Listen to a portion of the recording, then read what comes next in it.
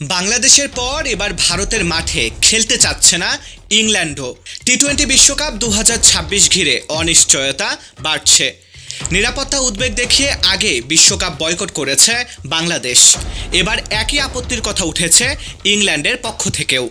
পাকিস্তানের সংবাদ মাধ্যম জিএনএন এর দাবি, ভারতে ছড়িয়ে পড়া মারাত্মক নিপা ভাইরাসই ইংল্যান্ডের দুশ্চিন্তার মূল কারণ।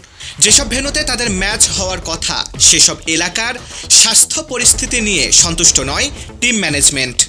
কিন্তু সমস্যা হলো ভেন্যু।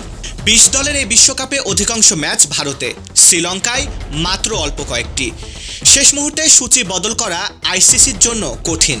বাংলাদেশকে আগে জানানো হয়েছে এখন আর ভেন্যু পরিবর্তন সম্ভব নয়।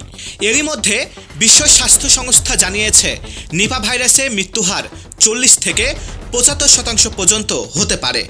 ভারতে জারি হয়েছে সর্বোচ্চ সতর্কতা।